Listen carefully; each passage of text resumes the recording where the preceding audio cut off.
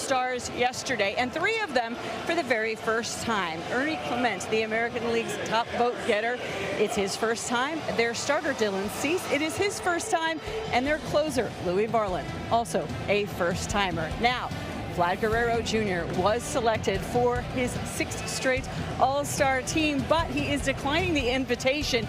He is going to go down to Tampa and rest his back.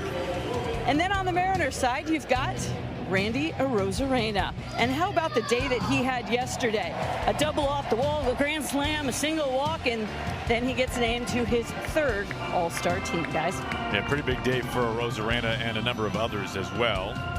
John Schneider managing the American League, and who will be the starting pitcher for the American League? Would he dare give the Yankee Cam Schlittler that honor? I think bitter rival Yankee. Schlittler having a fantastic year. Yeah, he really is. I think he deserves it, that's for sure. But you look at Emerson, Hancock on the mound for the Seattle Mariners. Speaking of starting pitchers, big day for him. Starting to find that sweeper, Aaron, the last couple of times out, especially against the Cleveland Guardians. And has been a breakout season for the former 6th overall pick out of Georgia, Emerson Hancock, an ERA under 3.5 halfway through the season. Nathan Lucas leading things off.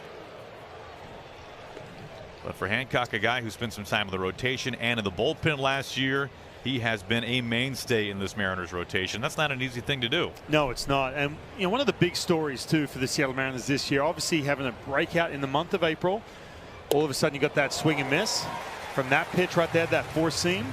Their sweeper was elite in the month of April. He kind of lost that pitch a little bit. However, the Mariners have been crowded in that rotation because of Emerson Hancock. 6-man rotation, a little piggyback action. Here's 1-2, a wave and a miss, and a good breaking ball, and Lucas strikes out to begin the ball game today. Here's the rest of John Schneider's Blue Jays lineup. Vlad Jr. just 4 home runs on the year. It has been a disappointing first half for now the 6th-time All-Star.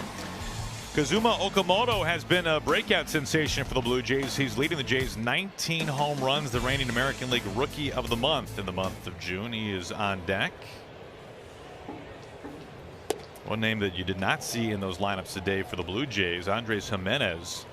Their shortstop is not playing today because of a quad issue. So because of that, moving things around a little bit, Ernie Clement is at shortstop instead.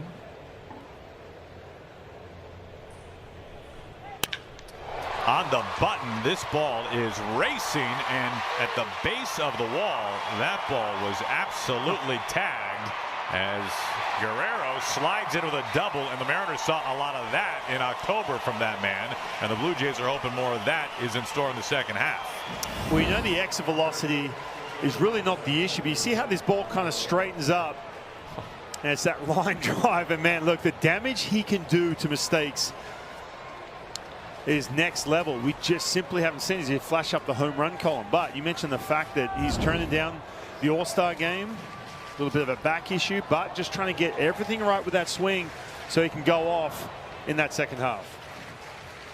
Okamoto with a swing and a miss. Even with Vlad's first half struggles, there remain very few in the game who can hit the ball as hard as Guerrero does, and that ball just defied gravity over Arozarena's head in left field. So 1 out and a runner in scoring position right away for the Jays. This is skied out towards Victor Robles. Speaking of players missing, the Mariners are without Julio Rodriguez on the 7-day concussion IL. So Robles taking his spot in the meantime in center field. And Robles has been having some quality swings, and so he's starting to figure some things out. Some of that timing, hitting the ball hard.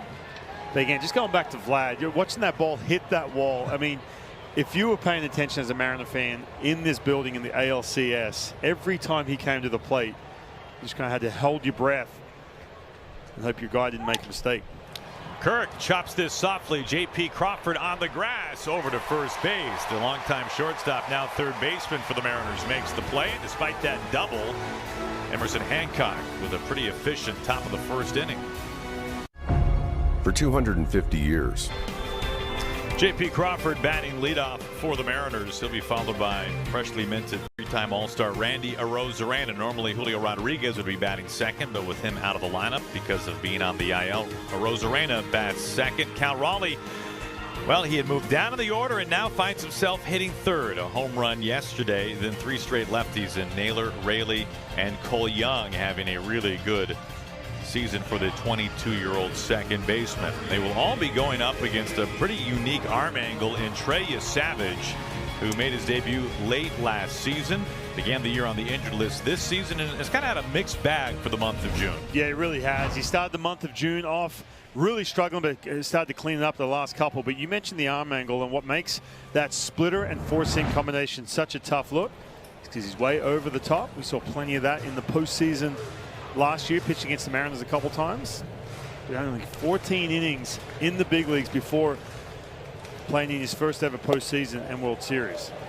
A challenge right away. 2 pitches into the ball game for you, Savage and Alejandro Kirk.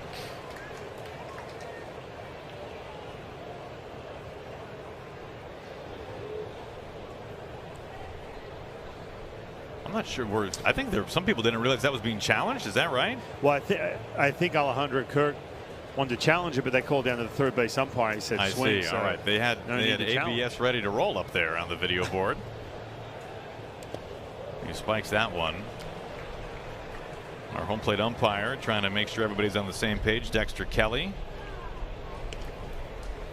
We just saw the arsenal from Savage. We see plenty of relievers with more than 3 pitches. It's very odd to see a starting pitcher with only a 3-pitch mix. 3 balls and a strike to J.P. Crawford. Yeah, especially too, and you see the velocity up in the top left-hand corner. He's going to be 92, 94, occasionally touching 95. Usually, if you're a starting pitcher and you're hitting triple digits, yeah, sure, have that wipeout slider. You can get away with it, but that split can be absolutely elite. But this can get him into trouble right here. Some of the command and the feel for those 3 pitches. Now, 2 starts ago against the Astros, Savage walked 5 batters. Now, he struck out 5 as well, but 5 walks too many. 2 starts before that, he walked 6. He's also had an outing when he walked 7. So this has been an issue at times this year for the young right-hander, former first-round draft pick. Right over the plate, taken for a strike from Arozarena.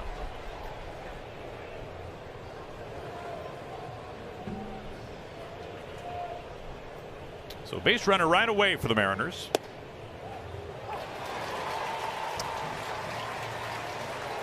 And 0-2. The other part of this is too, again, going back to the beginning of the season, he came into spring training with a shoulder issue. He straight away came in. He had that hefty workload in the postseason.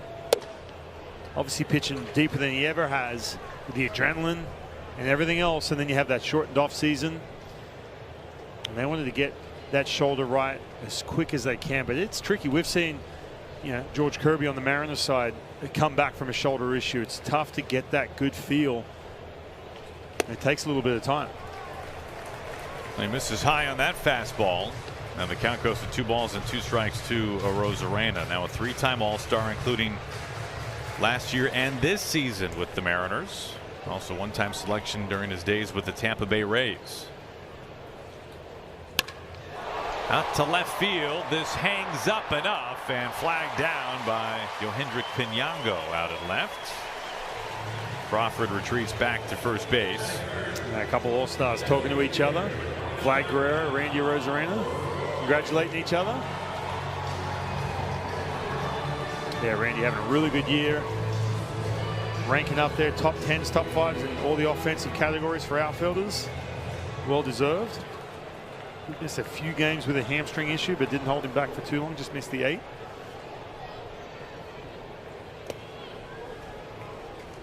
This is in the dirt for ball 1 to Cal Raleigh. Now, both these teams have a player in a fairly similar situation. We talked about the first half struggles for Vlad Jr., how he's declined the invitation to the All-Star game. And for the Mariners, Cal Raleigh missed time for the first time in his career on the injured list because of an oblique issue.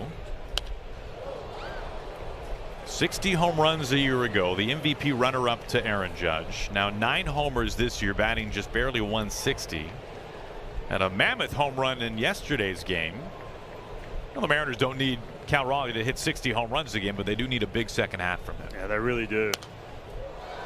And it's amazing, just that one hitter of the 9 in that lineup. You talked about Vlad on the Blue Jays side. The entire lineup really struggling to get that slug, that power going, especially Vlad Guerrero, just the 4 home runs.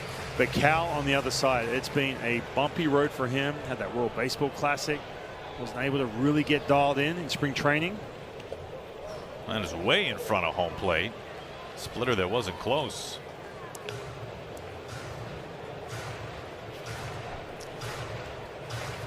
Two and 2 to Cal Raleigh. Last year the most home runs ever by a catcher, shattering the previous record of 48 set by Salvador Perez of the Kansas City Royals. He goes chasing after a fastball, and Cal Raleigh strikes out. First punch out for Trey Savage. Yeah, that's his best velocity right there, that 95 from that way up and over arm angle. Again, you got to protect against that split, especially these left-handed hitters.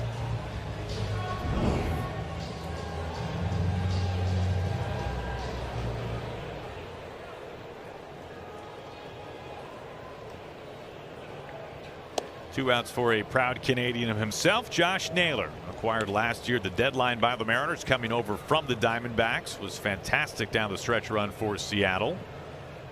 And then this offseason right away, in fact, signing a lucrative free agent deal.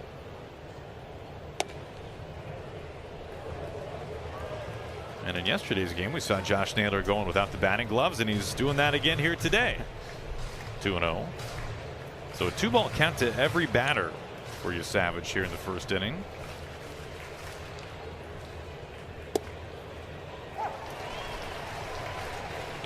Gets a strike in to make it 2-1. 8 home runs for Naylor, hitting about 250 so far this year. Fair amount of doubles this season.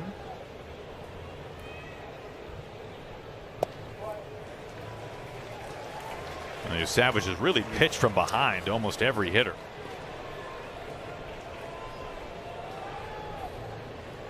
He walked the leadoff man, Crawford. He remains at first base. No score. Bottom of the first inning. Hit hard and caught on a line by Vlad Jr. He took a hit away and tells Eric Young Jr., the Mariners' first base coach, you can take it from here. Well, Vlad's glove's working just fine.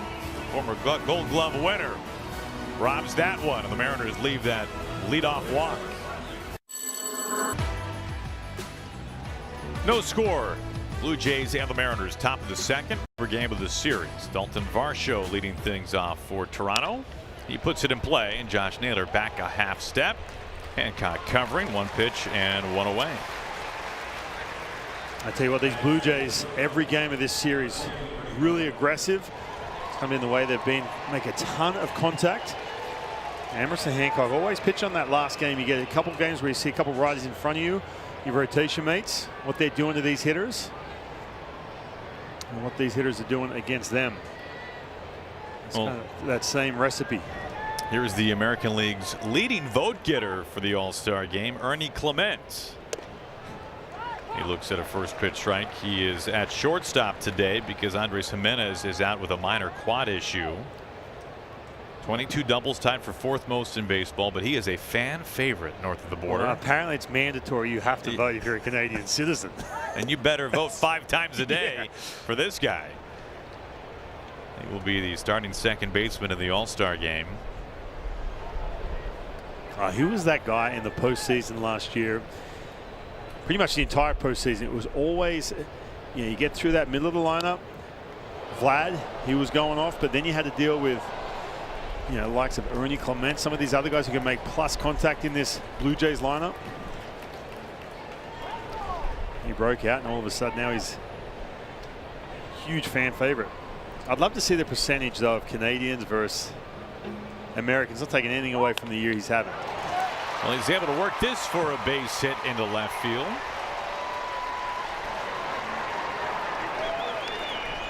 A 1-out single. That's that plus contact we were talking about. A sweeper from Emerson Hancock, a pitch we talked about was so elite in the month of April. He's still a little inconsistent with it, but that's a tough pitch to put barrel to. That's what Ernie Clement, that's his skill set right there.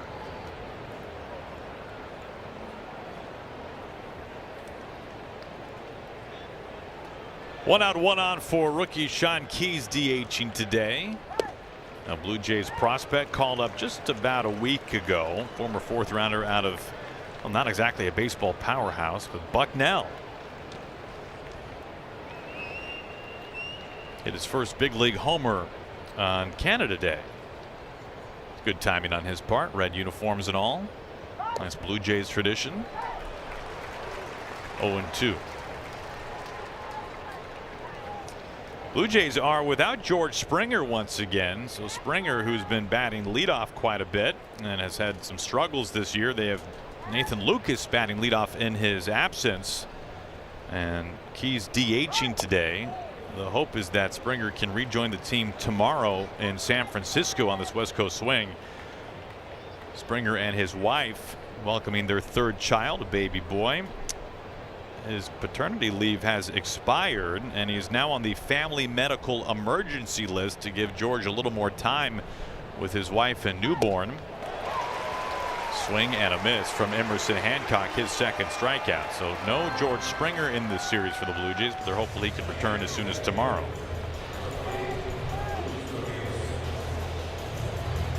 Might be the first time he can get some sleep on that long flight to San Fran. 2 outs for a former Mariner, now Blue Jay, Luis Arias.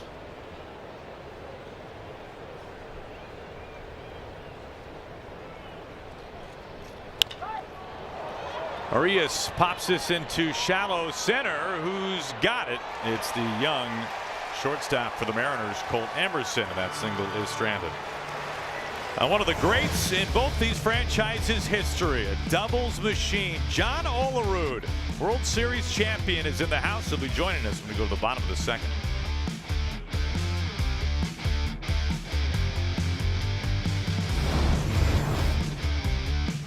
Mariners and the Blue Jays, a scoreless tie beginning the bottom of the 2nd. And man, this is fun. We have a Mariners and Blue Jays legend with us in the booth, the one and only, the great John Olerud. John, it's wonderful to have you. So good to see you. Yeah, thank you. Nice to be here.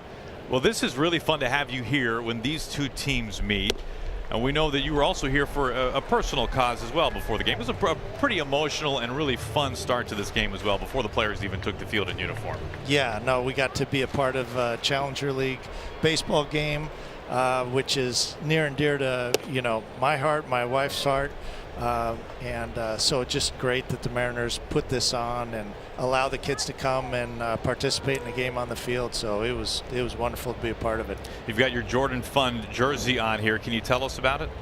Yeah, no, this is my wife and my sister-in-law's work, and they do, you know, just trying to let people know about the Jordan Fund. So yeah, we try to help out special needs kids and their families, you know, the organizations that help them, and so that's what we're all about. It was so cool. Before I was down there hanging out, just seeing all the players participating. Yeah, it was so cool. Yeah, no, absolutely right. I mean, you're in the middle of the season and the grind, and for the guys to come out and just bless those kids, encourage those kids, it really great to see. Well, John, both fan bases watching right now have just tremendous memories of you in each uniform, both the Mariners and the Blue Jays. Obviously, some World Series for the Blue Jays and some really great moments for the Mariners as well. When you think about your time with both these ball clubs, what first comes to mind for you? Oh, gosh, I mean, just real special times. You know, Toronto making it in professional baseball and being a part of a world championship team was unbelievable, and just the amazing city that Toronto is. And then here in Seattle, getting an opportunity to come home and play in front of your hometown fans is, you know, just awesome. Great experience. Yeah, I remember those years clearly. That's what got me into baseball was the 1992-93 World Series. You know, we used to watch him on VHS. You were my favorite player. I've told you that before. VHS. Really dating ourselves here. Hey, I tell kids all the time. I ask kids all the time, like, do you know what a VHS tape is? And like, a couple put their hands up like this. But that was it for me, the 92-93 World Series team. So, I mean, just a special time. Obviously, you kicked your career off in 1989. Yeah. But having a chance to play at that level, a lot of players don't get a chance. When you think about it, we're watching Trey Savage right now, to even play in the postseason. But you had a chance, you know, have those special, obviously 92 and 93. Yeah, no, it was a real special time to be with Toronto because it just seemed like they were battling to get into the playoffs every year and, to try to get to the World Series. So a real special time to be there. You hit for this cycle with the Mariners. Yeah. I saw a video of the cycle for the first time. San Diego, is that right? Yep. The ball went behind a chair in the bullpen. Yeah. That's what had to happen for me to get a triple. Is something goofy had to happen, and what happened was San Diego, they had their bullpen on the field, and the ball got behind the the bench or the seat, so he's waiting for it to kick back out onto the field, and he has to go in and get it.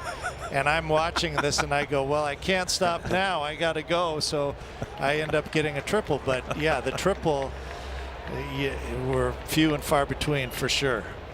Did anything wild happen in your other cycle with the Mets? Well, with the Mets, the other cycle was the triple was the last one, and so I knew that's what I had to get. And I hit a ball into the gap, and actually Vladimir Guerrero was playing center field, I believe, and he kind of had an injury, and so it just went off his glove. And and I had a guy on base in front of me, so the play was at home plate, and I was running for third the whole way. And so thankfully, they didn't try to get me out; they were trying to get the out at home. So I was, wasn't a play for me, so that's how I got the triple. But yeah, something goofy had to happen for me to get a triple for sure. John, you watch a lot of baseball these last couple of years. I mean, the game's changed so much. You were a guy who everyone was talking about. If there was one player that could reach 400 again, that would be you in regards to the batting average. And you finished the 1 year where you hit 363, but now you look at the game and it's very power-based. Guys aren't hitting for a high average. Do you watch the game these days and how different it is, and do you still enjoy watching the game? Yeah, no, I watch the game. I don't follow it super close. I love watching the playoffs and postseason, and that's when I watch it the most. But just men in scoring position, trying to get the runner over. You don't see that a lot, as much. Emphasis on that. Man on third base, less than 2 out, just putting it in play. Yeah. So I noticed that. But yeah, I mean, it's a great game. It's fun to watch, and definitely those high-intensity games are a lot of fun. John, you went right to the big leagues.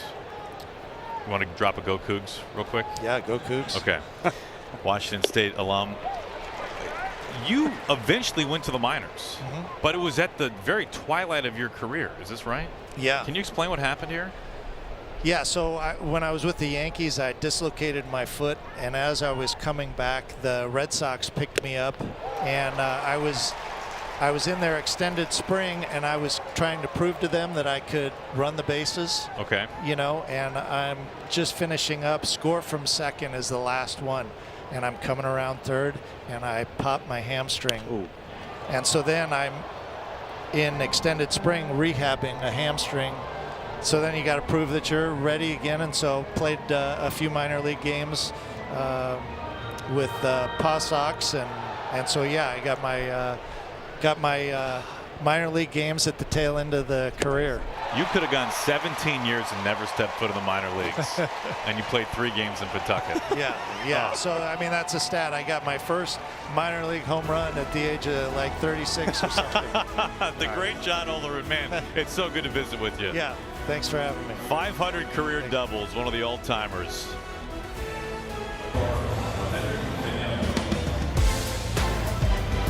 Well, the ultimate goal of then, MLB fans, seeing it all. The MLB Journey to 30 sweepstakes presented by T-Mobile is the ultimate bucket list. Enter now for your chance to win trips to all 30 ballparks. Yes, all 30. MLB.com/journey to 30 sweeps.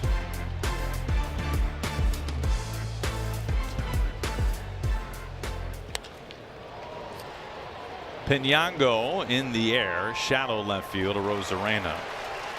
And that's the second straight inning that Emerson Hancock has retired the first batter on one pitch.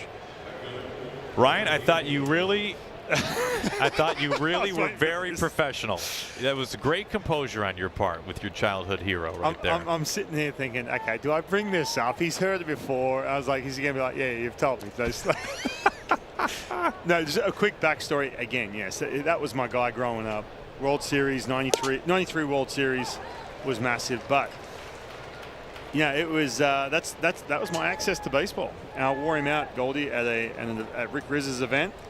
And maybe I've had a couple of drinks. I had to let him know. But, yeah, he's heard that a few times. But it was good to have him in the booth. Lucas takes outside. Well, an incredible career. I didn't realize the minor league. He said the minor league home run at the end of his career. Amazing. Top of the order for the Blue Jays, Nathan Lucas.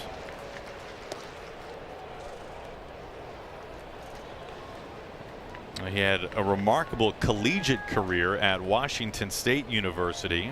That was the Go Cougs. And a two-way player, and now the John Olerud Award, of course, named after him for those who excel both on the mound and in the box. Fastball gets a swing and a miss, 2-2.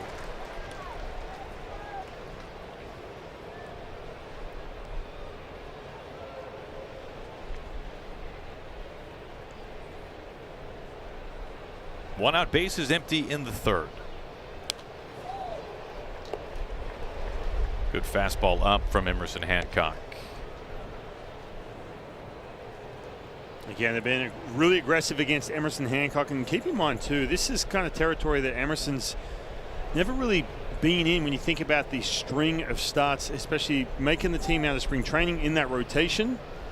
Heavy workload. And he's been that guy who's had that shorter string of starts and all of a sudden being replaced. Back in the rotation. He was in the bullpen last year. Well, think about how different the world is for Emerson Hancock now compared to the last time he pitched against these Blue Jays. Yeah. In the postseason, pitching as a reliever for the Mariners. He is a much different pitcher and with all kinds of confidence going for him right now the way things have been going. 2 outs.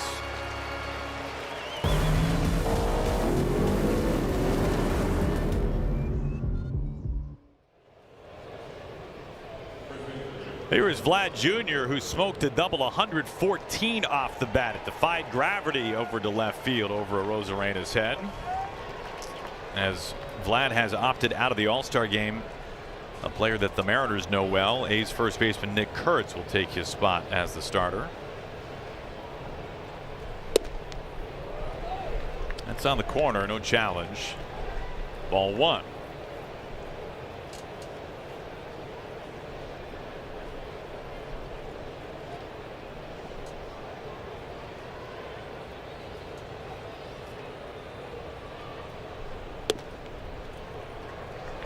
Trying to stay away. Good velocity from Hancock, but it misses 2-0.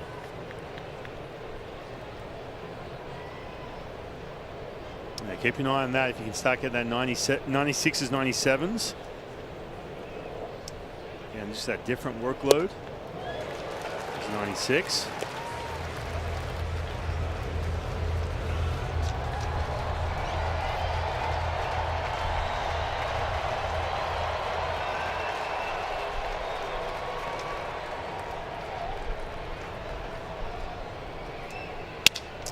Broken back, a little loop, and caught there by Cole Young. Out number 3. Well, Ryan was kind enough to give the production truck his VHS tape from Australia growing up. This is it right here. Whack. It's what got me into baseball, hooked after this moment. Oh my gosh, how cool is that? The one and only Joe Carter, one of the great moments in baseball history to walk it off and win the whole thing.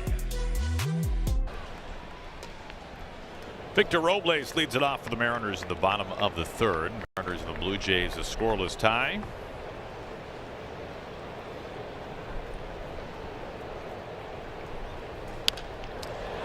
This finds grass in center field. A leadoff single and some speed aboard for the Mariners as a lineup card turns over here in the third inning.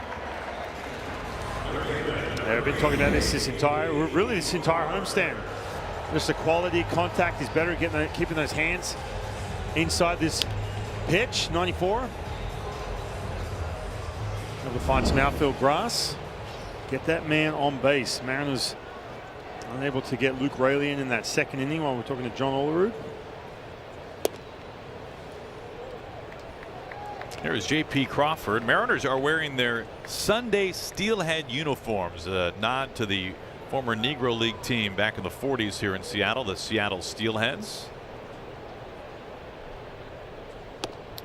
Mariners are the only team in Major League Baseball with a vintage Negro League uniform in their regular uniform rotation.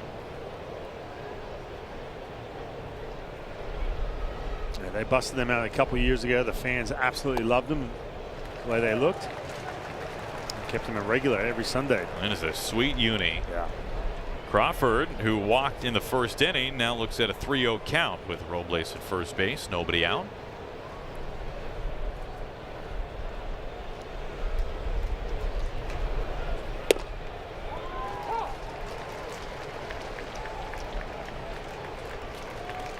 You're talking about some of the walks from Trey Savage. I think the Mariners against Dylan Cease, he got settled in, ended up getting deep in the game, shutting the Mariners out. Then yesterday, Shane Bieber in that second inning, all of a sudden with 2 outs, didn't let him get off the hook. Started to find some holes into the outfield, and a big blast from Randy Arozarena. I think with Trey Savage in this situation too, is he trying to get that command still, even though he's coming off a really good outing. He'll take advantage if that command, if he's going to get in these deep counts, take advantage of this right here. Crawford walks for the second time. So 2 on and nobody out. Illuminations, Minions, and Monsters is the Genius and totally true story about 2 minions who set out to make a movie and unwittingly unleash monsters onto the world. See Minions and Monsters only in theaters now. Arozarena, a grand slam yesterday. He bats here with 2 on. And he looks at a first pitch strike.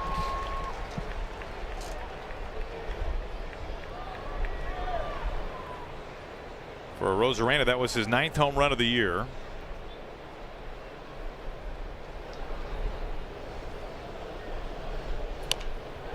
Kind of a slow motion swing. It stays fair. And a nice play. Okamoto over at third base. Arozarena runs well. Okamoto makes the play. Both runners advance. 1 out. Yeah, catching Randy out in front on against that split. It's a pitch that usually reserves to lefties. If he gets that good feel for it, you'll see it righties and lefties. A nice play right there from Okamoto, who yesterday, man, made a couple throws really costly. One was on a cutoff. Another little late in the game on a play just like that. Cal Raleigh on a line right field, and the catch is made chest high by Lucas. Robles on his way home, and a headlong slide. He is safe, and the Mariners on the board first. A bullet sack fly by Cal Raleigh. 1-0 Seattle. Yeah, just didn't have the trajectory. This ball was smoked to right field. Again, deep enough, getting Robles who can run. Getting underneath that tag, but again, a good sign. We talked about Cal Raleigh, the aircraft carrier for this offense in the middle of the lineup. Sit down the lineup a little bit for the Seattle Mariners. Needing to get going. He hit that home run last night, hanging breaking ball. This time getting 94 middle of the plate. Ripping into right field, getting that RBI sack.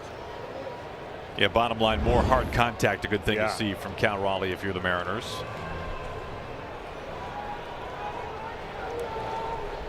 Two outs now. Crawford, the runner at second base for Josh Naylor, who had a hit taken away by first base from Vlad Jr. earlier.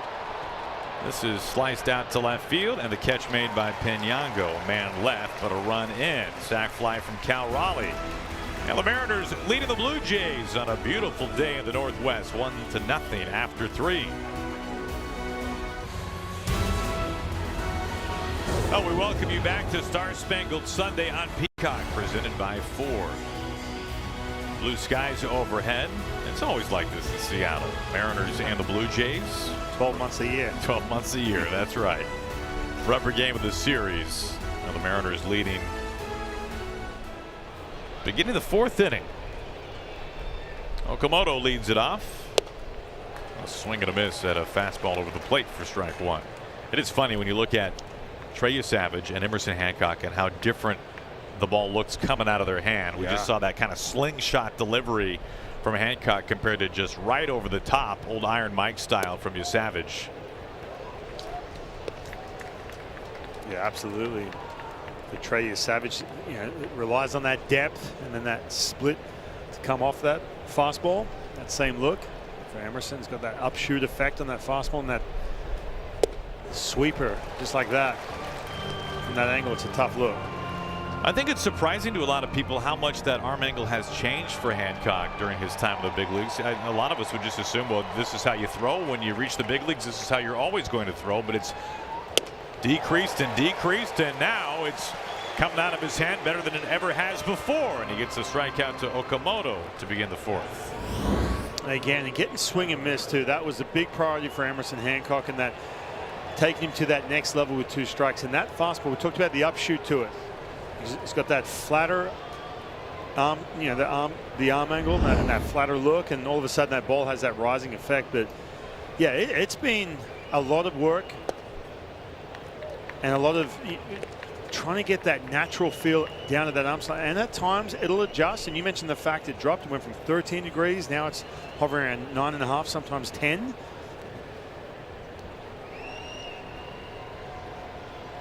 Alejandro Kirk takes in off the plate. He is challenging. 2-time All-Star. Trying to flip this to a 2-0 count. That's a good challenge.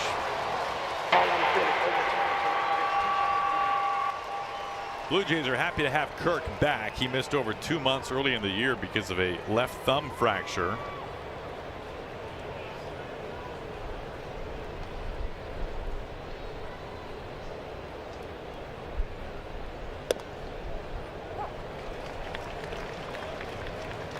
Good pitch right there, that sinker. Talk about being up at the top of the strike zone, but that pitch away to right is one that Emerson Hancock at times he can't quite get. Talk about that lower arm slot, tougher to get on that side of the plate. Ends up leaking out over the middle of the plate. Kirk was first seen by the Blue Jays during a showcase in Tijuana, Mexico, where he is originally from, as a 17-year-old. He stood roughly 5'7" and weighed well over 200 pounds. He finished 2019 with Dunedin in A-ball, and by the same time the following year he was starting for the Blue Jays in a playoff game. He has really carved out a nice role for himself in Toronto. Silver Slugger winner, twice an All-Star, including last year. He just gets a piece of that one. Yeah, the draft's coming up. I saw some of the Seattle Mariners were here at T-Mobile, and they're walking out some of these draft meetings, and some people are putting their scouting career on the line when they're putting their neck out for a certain player that they've seen that they can try and project. Obviously, the size is a big part of it. Some of the raw tools. You look at Alejandro Kirk, and nothing stands out from a physical point of view, that's for sure. But what a career he's had. He grounds out to the mound. Has controlled the strike zone well over the course of his career. He's doing that again this year. 2 up and 2 down. And now here is Dalton Varsho, former Gold Glove Award winner.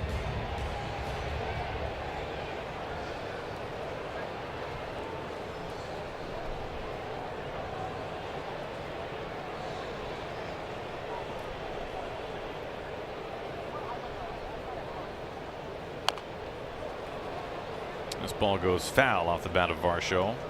Blue Jays last year, one of the most potent offenses in baseball. The same cannot be said this season. They are 27th in runs per game, 23rd in homers.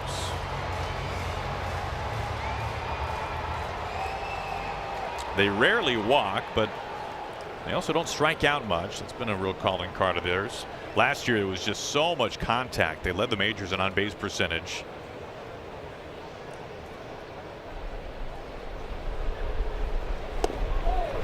Varsho takes down and away. 1 ball and 1 strike. Of course, they've had a good amount of injuries plus the underperformance. We've talked about the struggles for Vlad Jr. Anthony Santander has missed the entire season. Of course, did not play much at all last year as well because of a shoulder issue.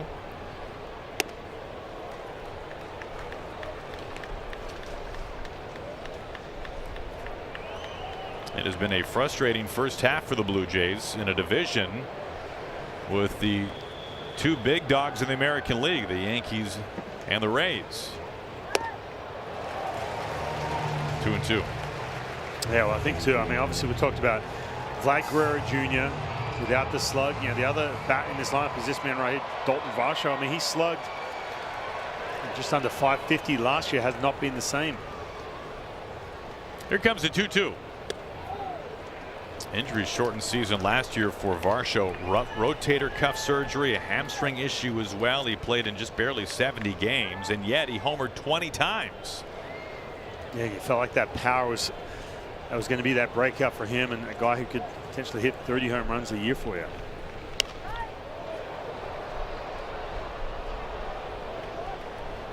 Overall, a premium defender. The numbers don't grade out quite as well defensively this year for Varsho, but a Gold Glove a couple of years ago.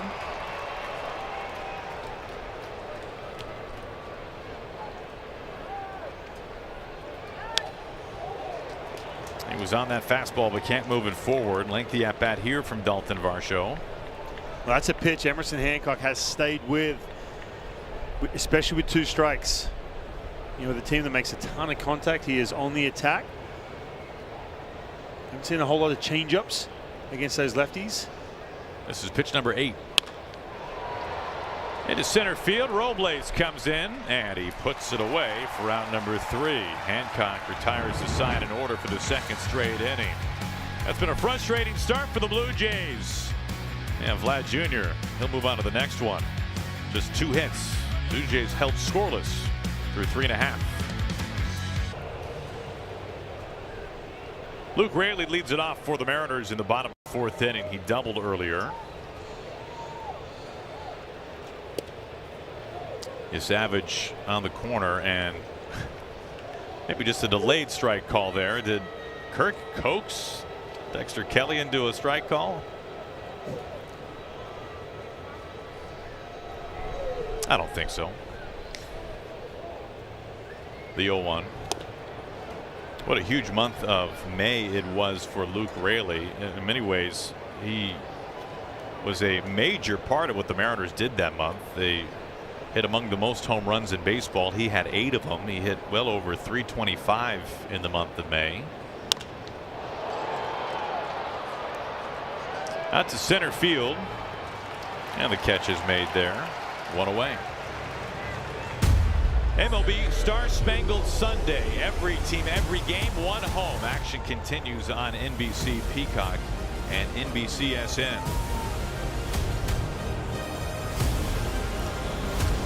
Now, Raley has cooled since May, as many of the Mariners bats have. It was a rough month of June in terms of the power output by the Mariners, and they are hoping to finish up this first half before the All-Star break with a little more slug, which of course we saw firsthand yesterday, an 11-0 boat race of these Blue Jays, and some enormous homers, including a grand slam, a 3-run homer, and a 2-run shot by the Mariners. I think the most crucial out of those home runs, obviously the grand slam from Randy blew this game out.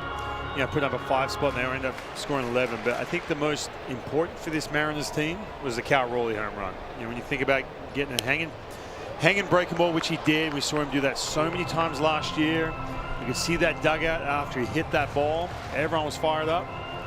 And look, the game was essentially out of reach at that point, but again, it didn't matter. It was big plus, hopefully good things to come for that Mariners team. And a really good sign, guys, is the 3, 4, 5 hitters getting going. We've been talking about them quite a bit this season in regards to the Mariners. 10 of the 11 runs batted in from the 3, 4, 5 guys. Well, the Mariners certainly need that. Every team relies on that, and the Mariners are no exception. That was great to see for Seattle as Young shoots this foul. Well, the Mariners have relied so heavily on the home run ball, not just this year, but historically in years past.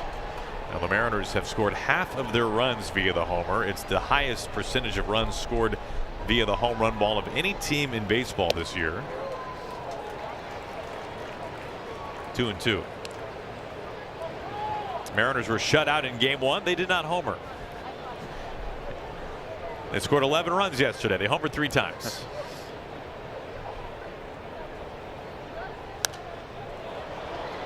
Still 2-2 on Young.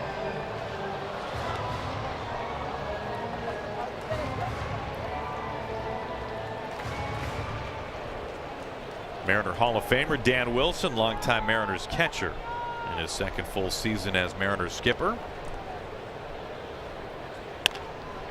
On the ground, Clement is over at shortstop today, and the ball comes out of Vlad's glove. I think he had the tag on him, but he lost it. And Young is aboard with 1 out. They get another look. You see Clement's throw takes him towards Cole Young. Right here, I mean, that's going to be a tough stretch, really, on the throw for Vlad to get to. Pulling him off the bag anyway. Had nothing to do with the runner. Get tangled up with him. Just a bad throw. An error on Clement, who is starting at shortstop today with Andres Jimenez nursing a little bit of a quad issue.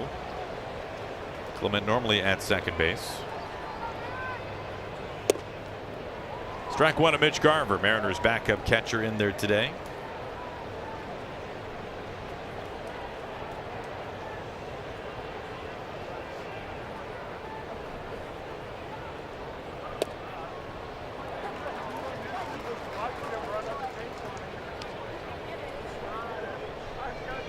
Garver might be asking a question or two about that location. Garver lost a challenge in his last at bat, so the Mariners have just 1 for the rest of the day.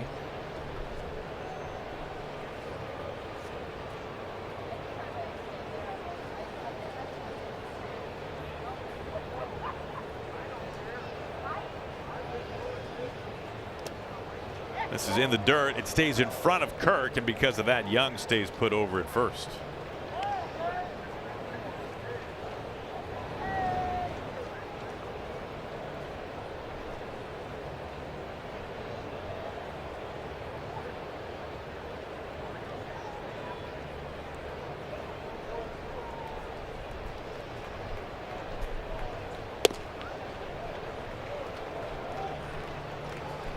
Two and two.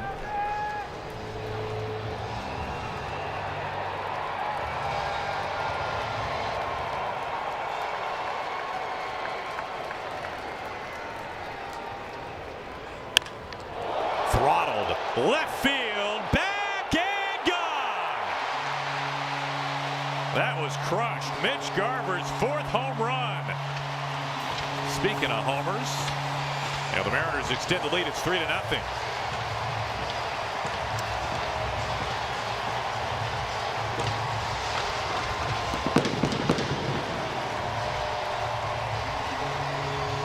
Well, that was a pitch he struck out looking in that second inning. That 4-seam fastball. It was either going to be that 4-seam or that slider, and saw this pitch middle of the plate. Was sitting on it. Just dead red. Driving that ball into left field. Now the air really coming up big for the Mariners, and a big cost for the Blue Jays. Flips that from a solo shot to a 2-run homer. Yeah, and you see nothing but sliders to start both these at-bats off. And trying to finish him elevated. That pitch just hung out in the middle of the plate. Mitch Garver didn't miss it.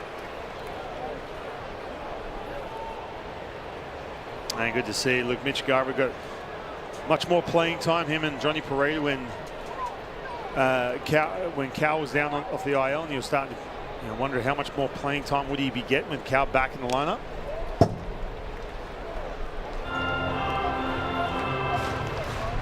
big right there. Inside the Mariners out 3-0.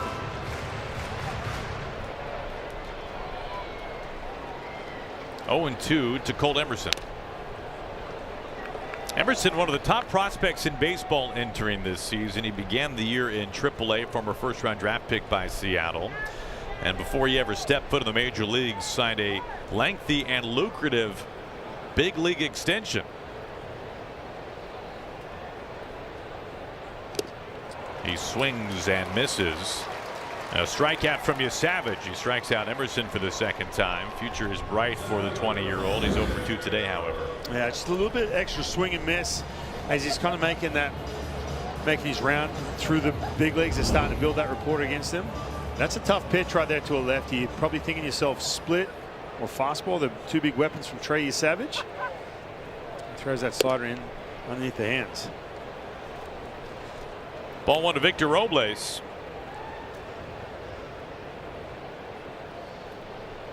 Fourth strikeout for Savage.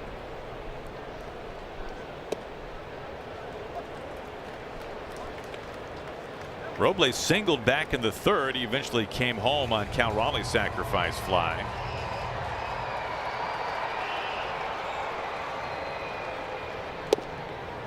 At the knees for a strike. Mariners saw Savage twice in the postseason last year in the ALCS. Mariners got to him pretty well both times.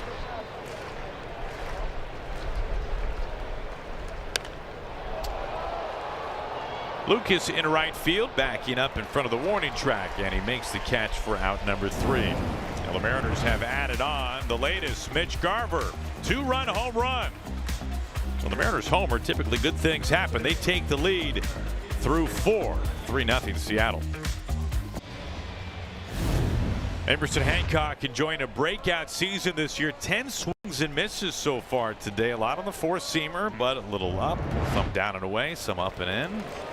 Yeah, that's big. And again, when you get in that swing and miss on that four-seamer, we talked about this the last couple of days with these Blue Jays. They're gonna swing a ton, and I think that even with Logan Gilbert, who's had much longer career than Emerson Hancock, when you can make that the foundation, and they're both different looks, obviously with that four-seam fastball, but you can get that, all of a sudden you can work towards getting that sweeper and that change. We haven't seen any change-ups just yet from Emerson.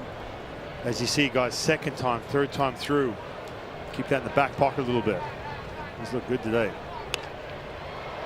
Clement with a little swing that almost gets a base hit into left field, but Colt Emerson lays out and makes a nice play. Clement chasing a pitch about a foot off the plate and almost worked it for a base hit.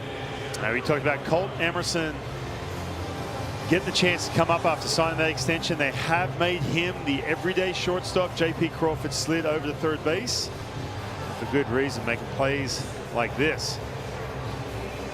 That's a tough one to judge too, as that ball's kind of dangling up there in the air. How deep you have to get back on it. Leadoff man sat down. Sean Keys is the batter. Another first pitch strike for Emerson Hancock.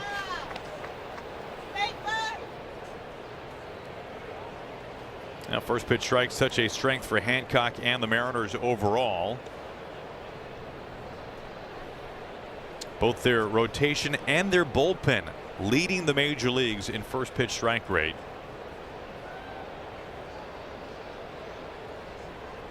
No rotation has pitched more innings than that of the Mariners this year.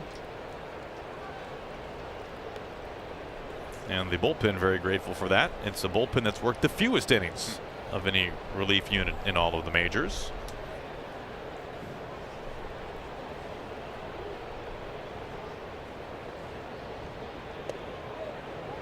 And at a time where the Mariners are dealing with a good problem, but a problem nonetheless, they have 6 starting pitchers. That means that they are 1 shy in the bullpen. It makes it a little more tricky out there. Yes. You've got 7 relievers instead of 8. Yeah, it's amazing what having 1 less arm down in that bullpen can do, especially when you don't have the off days, when you got a long road trip. The Seattle Mariners have had to go out east and do a 3-city trip while they've had the 6 starters in there.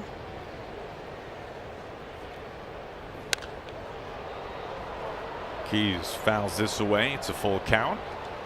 And keep in mind too, Emerson Hancock, initially the Mariners wanted to set it up where Logan Gilbert was going to start tomorrow. Emerson Hancock was going to piggyback, give the bullpen an extra day off.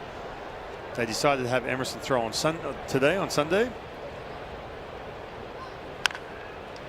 Pulled foul. Mariners do have the off day tomorrow. That helps. And Logan Gilbert was fantastic for Dan Wilson and pitching coach Pete Woodworth yesterday. He pitched into the 8th inning.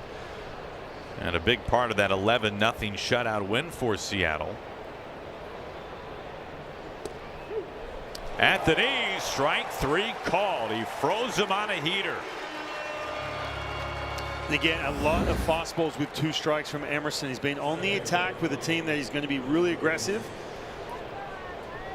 And with Emerson, a couple things that stand out. When he gets in his struggles, he ends up middle of the plate, sometimes with that lower arm slot, trying to get to the inner half of the plate against lefties or away from righties. Staying out of the middle. And on the flip side too, Goldie, I mean, with the Toronto Blue Jays had essentially 8 starters for 5 spots going into spring training. And all guys too, by the way. It wasn't some young prospect that's got a chance to make the team. Sure. I mean, all viable candidates. Obviously, Trey Savage, who's pitching today, came in with an injury. Had some injury history there with Bieber, Max Scherzer. Ground ball, it ticks off of Hancock, redirects. Emerson's got it. Colt Emerson, not Emerson Hancock, and the side retired. That's 20 consecutive scoreless innings from this Blue Jays lineup inside T-Mobile Park. It's been a while. Beautiful Salmon Bay here in Seattle. Mariners in front 3-0. You can score big on authentic gear at MLBshop.com, from official jerseys and memorabilia to hats and hoodies. We've got the season covered. Scan the QR code or visit MLBshop.com, the official source for your favorite team gear. Top of the order for the Mariners, J.P. Crawford leads it off. Strike 1.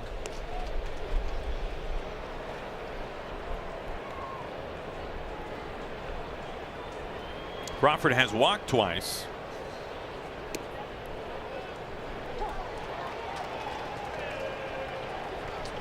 The only 2 walks issued by Savage today have gone to Crawford.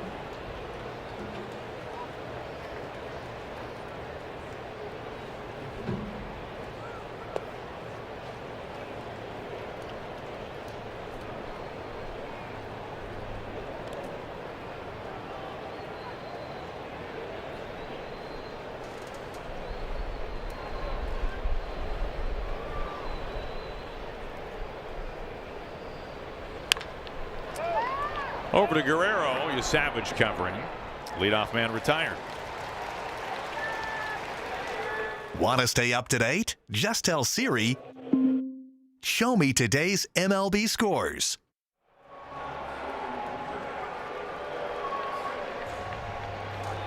In steps Randy Arozarena, an all-star this year for the 3rd time, former Rookie of the Year with the Rays, free agent at the end of this season.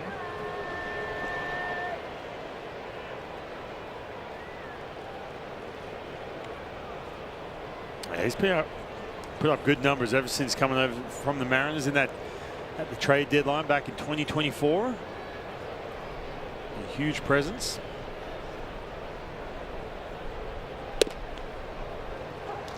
That's a strike.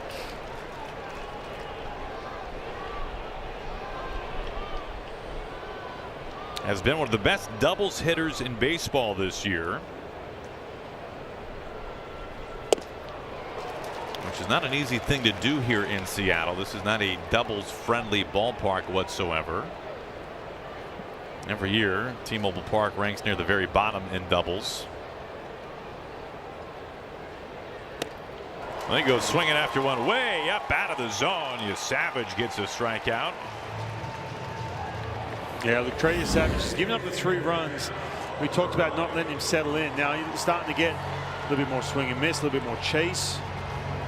The slider has been much better than what it's been wrapping up the month of June. But again, just 22 years old and just burst on the scene. I remember when Blue Jays manager John Schneider announced that he was going to be starting that game against the Yankees in the middle of that early part of the postseason.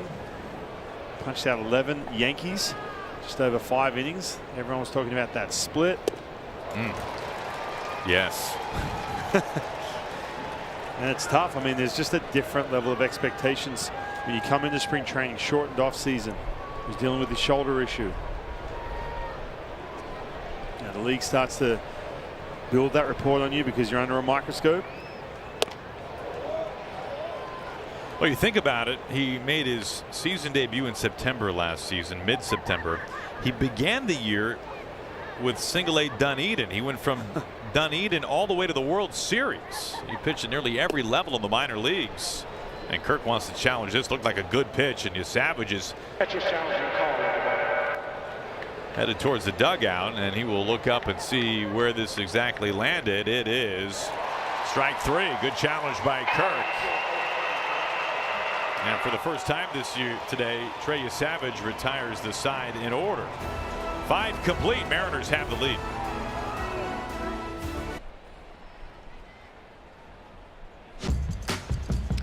The MLB app has you covered all season long. Get personalized highlights and push notifications just for you. Download MLB app, the #1 app for live baseball. You were talking about VHSs earlier. Now we're talking about the MLB app. Just imagine some young kid in Australia watching this game today on the MLB app. A la young Hyphen back in the day in the 90s. Much easier to follow your favorite players, that is for sure, wherever you are in the world. These kids have got it easy. You had to rewind it. That's right. The tape getting all chewed up. Oh, you ever have to deal with that? Well, that was more cassette tapes, right? When you put those things in and make it a mixtape. Pinyango leads it off for the Blue Jays.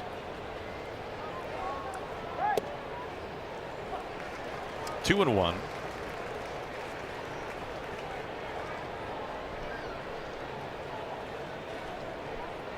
Now both these teams in such a similar position in many ways, both coming into this year with sky-high expectations. Both teams playing against one another in 7 games in the ALCS, and then the Blue Jays losing what was an even maybe more thrilling World Series in 7 games. My goodness, with an 18-inning game mixed in there, it was incredible. What theater and drama. Mariners narrowly in first place in the West. Meanwhile, the Blue Jays trying to play a little catch up after a slow start. Pinyango is the first Blue Jays man to reach base since the 2nd inning. He draws a leadoff walk.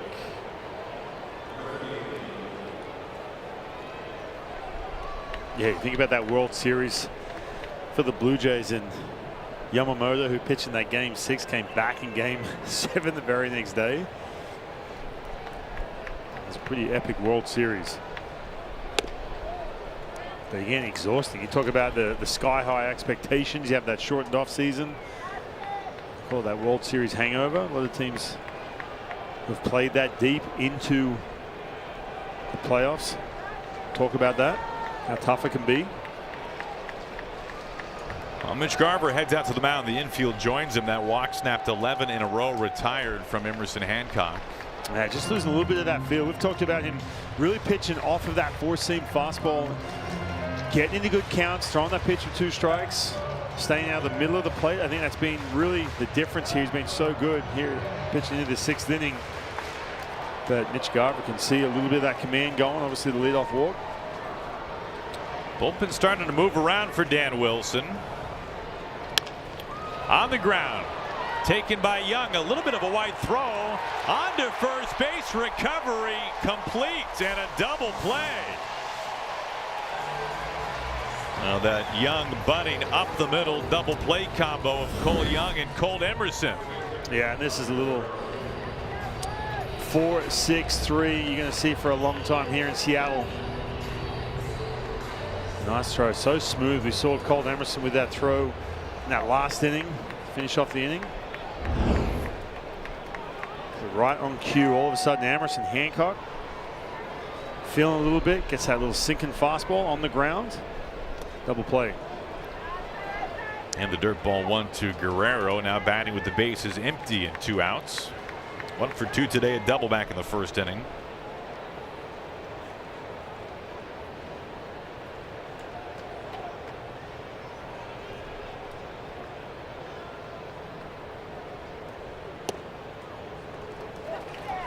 One and one.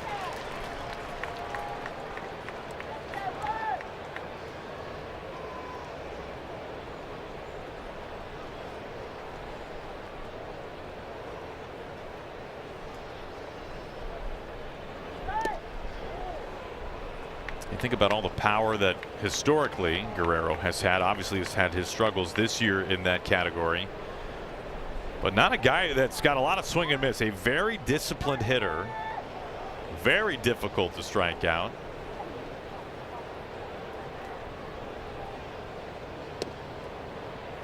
That is out the corner. You think about his dad, the great Vlad Sr. I mean, he was just about to say his strike zone was enormous. Goldie, when people ask me who was the scariest, the toughest hitter, I always say that man's dad right there, Vlad Guerrero Sr. There was no game prep against him. Oh, hey, you got to start him with this pitch. There was none of that. Especially if you had mediocre stuff. Sweeper is low. I mean, if you one-hopped one to the plate, he literally still might swing and hit it. I do remember he was playing for the Angels. He hit just a screamer that nearly took our left fielder's head off. And I was giving like the fist pump, like as if I just punched him out. Yeah, it was just a different at bat. And I remember he signed the deal, or he got traded. I can't remember how he got to the Texas Rangers, and that was in the old ballpark. I'm like, really, this guy in Texas? Launching pad? Oh yeah, the old ballpark, absolutely. Plus, you know, you'd fade quickly there. You'd run out of gas because it was so hot pitching outside in Texas. But then, yeah, watching Vlad Jr. as soon as he got to the big leagues, there's so many similarities. Different build, but very similar the way they approach it. Yeah, Vlad Sr., an all-star that 1 year in Arlington back in 2010. Hall of Famer, former MVP. 2 outs and nobody on. It's off the plate and a pretty emphatic bat flip from Vlad Jr. A 2-out walk. Second walk this inning from Emerson Hancock. Blue Jays are trying to get just anything going offensively.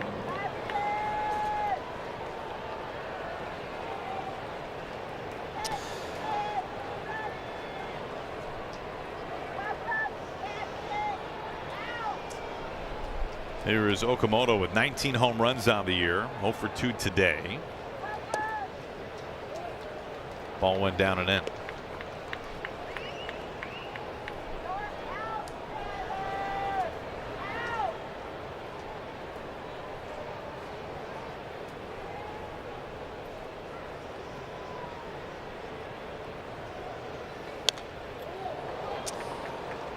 Now the Mariners bullpen slowly but surely getting going. Look, Emerson Hancock right now just 78 pitches, but the command has not been quite the same. But this is a guy, look, that fastball's been good. It's been away from the middle of the plate. He's punched out Okamoto at the top of the strike zone. There's plenty of swing and miss for him, but this would be a huge out right here to get himself into that 7th inning. Well, it's popped up on the left side of the infield. Emerson underneath it, and Hancock gets out of the 6th unscathed. He has been in a beauty today. 6 shutout innings and only 2 hits for the Blue Jays facing Emerson Hancock.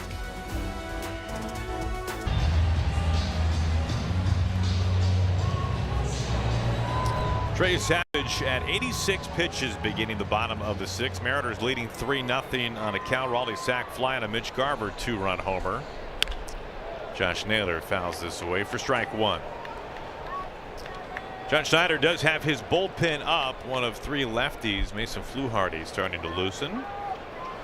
Got 3 straight lefties due up for the Mariners here in the 6th. Raley, Young, pardon me, Naylor, Raley, and Young.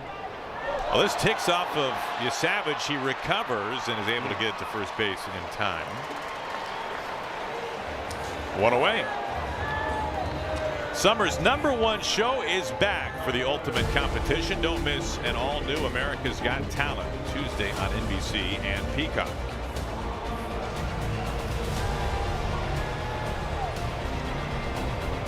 What do you think? Is this maybe a situation if somebody reaches space, then we go to Fluharty here?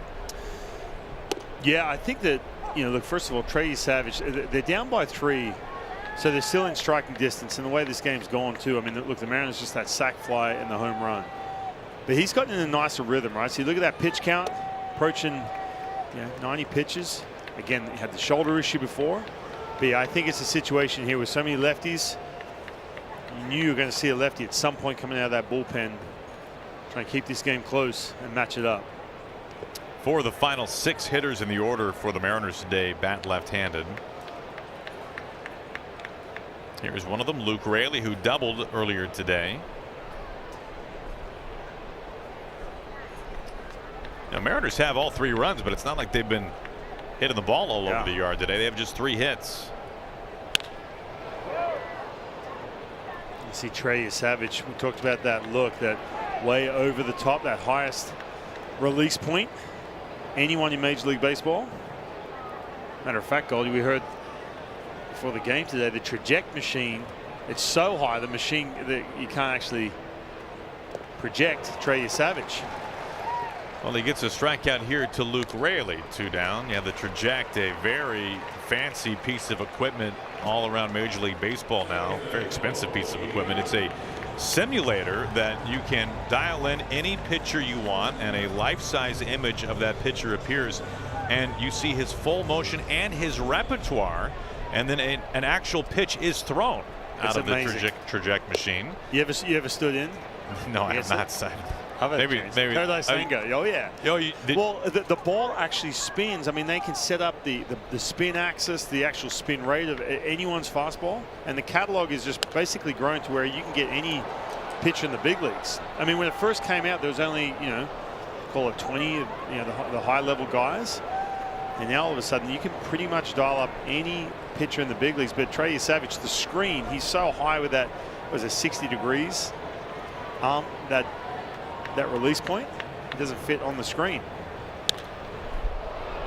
Cole Young scoops this in the air, and it is caught in shallow right by Nathan Lucas.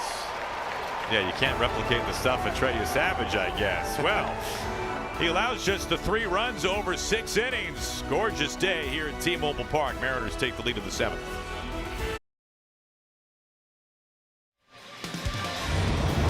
What a cool scene it was here at T-Mobile Park on Friday, game 1 of this series. The U.S. men's nationals team that will be playing tomorrow across the street against Belgium. All part of a ceremonial first pitch, and the Mariners and the men's national team taking this incredible photo in front of the mound prior to first pitch on Friday. It was a very stirring moment. Yeah, it was epic. I mean, this place erupted when that team was announced one by one. Challenge coming here from Mitch Garver behind the plate.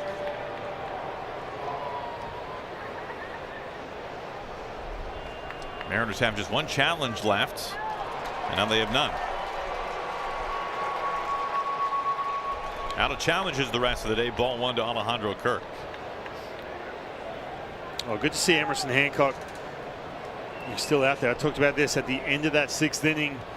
If you can get that out against Okamoto, he can basically earn his way to the 7th inning. It's always the way it goes, even though that pitch count's still hovering around 80, 81 pitches, but he's losing that command in the 6th. It'll be an at-bat by at-bat basis right now with that bullpen cranking with Gabe Spire and Brazado, a righty and a lefty. Fastball for a strike.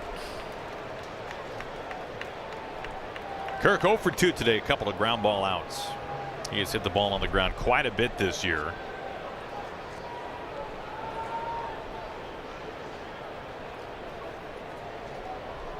Seems like a guy who should hit it in the air more. Yeah. A wave and a miss on a frisbee sweeper. Strikeout to Kirk to begin the 7th. I tell you what, just trying to find that sweeper the last handful of starts. That's the best, in my opinion, the best sweeper we've seen from Emerson Hancock this afternoon. And what a time for it here in the 7th.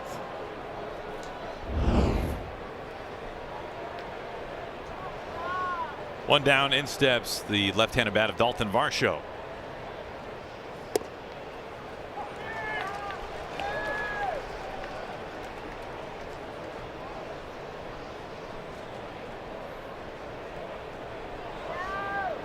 Yeah, you got Varsho up now, Clement, who's a righty, and then Sean Keys, the lefty. So again, Emerson Hancock with that strikeout, kind of earning his way to get some of these extra hitters.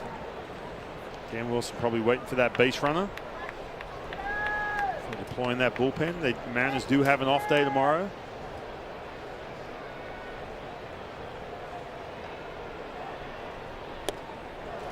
Fastball well upstairs, gets a swing and a miss from Varsho, 1-2. Well, the Mariners rotation has been excellent all year, but especially as of late since Hancock's last start. Remember, it's a 6-man rotation. This Mariners starting staff an ERA of 1.56 in the last term, and an opposing batting average of barely 160. And Hancock has just added to that today. How much longer does he have? That's the question. 87 pitches, 3-0 lead for the Mariners. 1 out, base is empty in the 7th. The 2-2. In play, a Rosarena cutting to his right, nearing the line. He is there to make the catch. 2 outs. MLB and T-Mobile offer you a chance to win trips to all 30 stadiums. The views, the food, the vibe. Begin your journey to 30. Enter now. 2 up and 2 down. Hancock trying to go a full 7 today. Efficiently, no less. Yeah, I mean, he has been brilliant. This is a tough out right here. Ernie Clement to finish off the 7th. Now, to that point, 7th lowest strikeout rate in baseball, 3rd lowest walk rate in the majors, batting over 290. He will probably put it in play. There's a strike. All-star second baseman for the Blue Jays.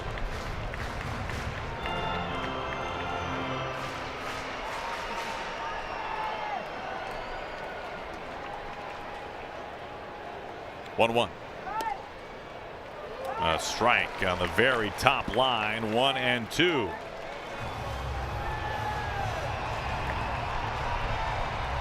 Well, he's been trying to put him away with the sweeping curve or something breaking, but you got to get it well outside the strike zone to avoid that contact. That's the time, you know what, to get back up there on the top of this part of the strike zone. Elevate right here. That fastball has been so good. Got a pitch timer violation on Hancock. So that makes the count 2-2. Wow. Some frustration for Emerson Hancock after he found that out.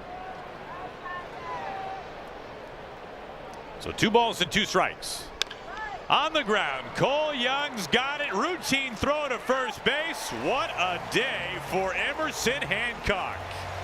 He dials up 7 shutout innings to the Blue Jays, allowing only 2 hits. Incredible work for the breakout star in this Seattle Mariners rotation, Emerson Hancock, who walks off the field to a standing ovation on this glorious Sunday afternoon. We'll stay right here for God Bless America. A performance of God Bless America. We direct your attention to the area behind home plate as we welcome back Michael Sicoli.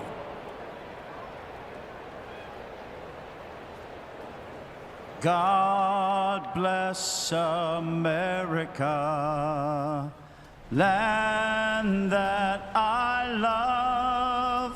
Stand beside her and guide her through the night with a light from above. From the mountains to the prairies, to the oceans white with foam. God bless America, my home, sweet home. God bless America, my home, sweet home.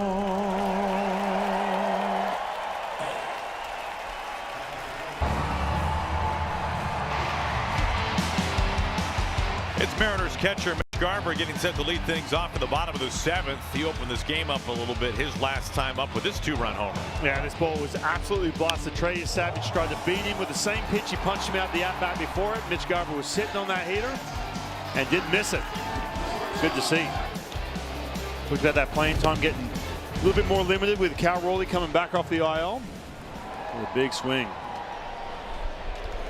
Well, this is about as great of a juxtaposition as you can see in this game, from Trey Savage to Tyler Rogers. So you knew Rogers would get in today. He has not pitched for 5 days. He's having a terrific year, but from one guy who was getting his hands caught in a ceiling fan to the other guy who was scraping his knuckles on top of the mound, this is what Savage looks like. And his delivery, the highest arm angle in the game. So from that to this. Yeah, man, what an adjustment. With gamesmanship. You guys were talking about how Trey Savage was not trajectable, if you will. Well, guess what? Neither is Tyler Rogers. His angle, his arm angle is so low, they cannot make a trajectory for him either. It doesn't show up. Yeah, that makes perfect sense, actually. Yeah, for sure. Because he's throwing off the ground. Just lay the hack attack down on the ground and just shoot it up. Yeah, the Blue Jays might be onto something here. Just Yeah. get all the absolute extreme pitchers where no one can have some real life stand-in scout work on them. Does he go? Yes, he does. And Colt Emerson is down on 3 pitches. All right, what does this look like from the hitter's point of view? Yeah, we talk about that upshoot. Tyler Rogers, man, that's a tough look.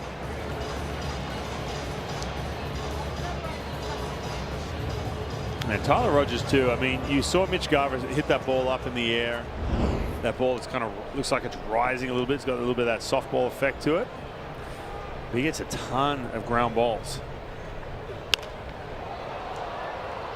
This is floating foul. Lucas in right field. He's got just enough room, and he makes the catch up against that padded wall. Rogers a very quick bottom of the 7th. 3-0 Seattle after 7 innings.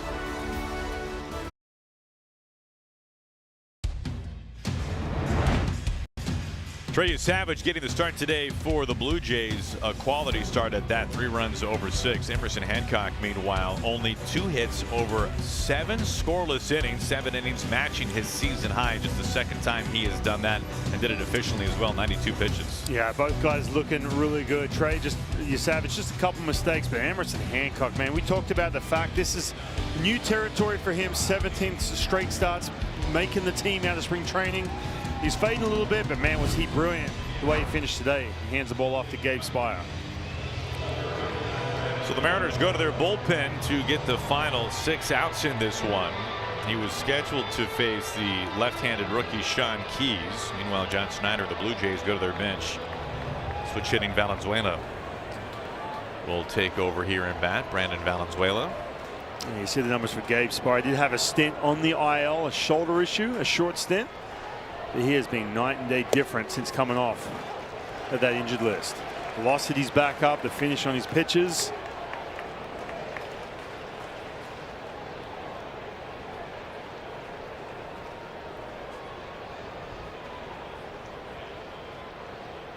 The 0-1. 97 that time. We saw Spire on Father's Day this year throw the hardest pitches of his career. 97, 98 miles an hour. And he has been a different guy since coming off the injured list. Which is rare too, Goldie. I was surprised. Usually, especially a shoulder. We talked about this with Trey Savage. When you come back from a shoulder issue, it's a little bit more shaky in regards to getting the stuff back quickly. This is popped up. Cole Young fighting the sun a little bit, and he makes the catch. That was up there for a while. One away. Now, but this Mariners bullpen, Gabe Spire and Matt Brash, 2 pitchers who missed a little bit of time there, and you were trying to piece it together in that bullpen, but just key members of that bullpen. Obviously, Matt Brash, who hopefully will get him back sometime after the All-Star break, and for Gabe Spire too. Just Like I said, I asked him, I remember I said, hey, you know, what was going on with the shoulder injury? He said, I just felt a little bit of that fatigue. He did play in the World Baseball Classic. Flattens out right by the bag. J.P. Crawford on target to first base. 2 outs.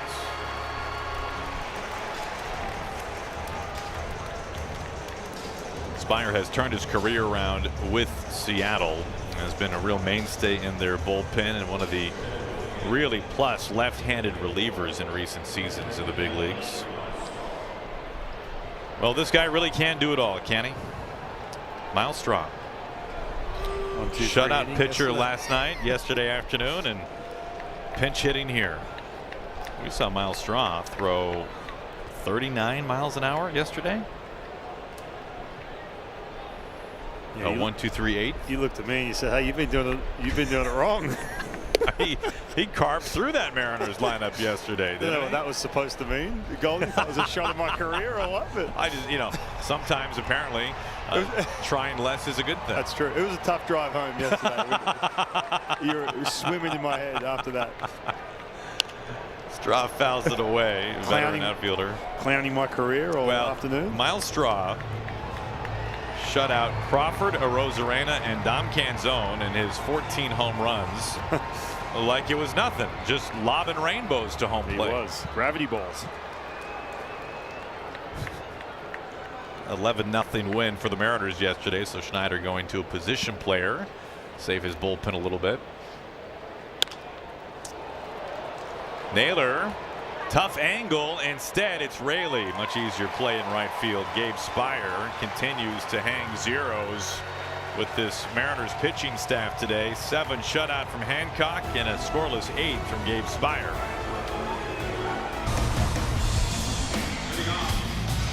Play Ball is baseball's global youth initiative to highlight the fun and accessible ways to play our great game. To learn more, including how to find a league near you, scan the QR code or go to playball.org and follow @playball on X, Facebook, and Instagram.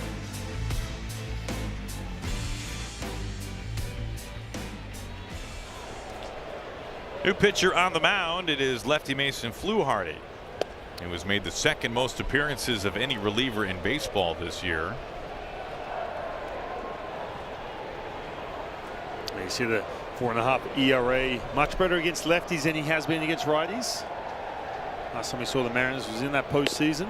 Pitched against the Mariners a couple times last year in October.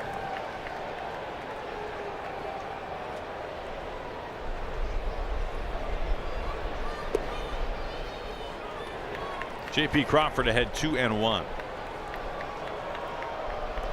Mariners trying to play a little bit of add-on here for their closer Andres Munoz. Top of the order for the Mariners.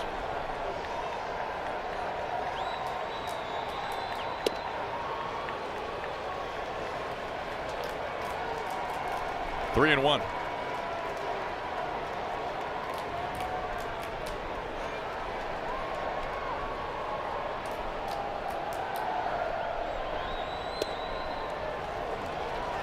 A strike, upper inside corner. Mariners are out of challenges.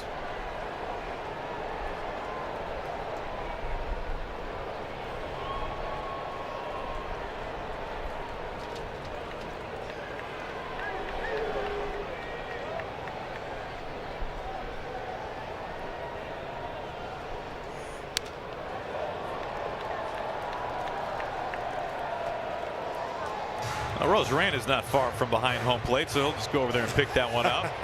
Make some friends, toss that into the crowd. This is not often you see that happen. 3-2. And Fluharty strikes him out.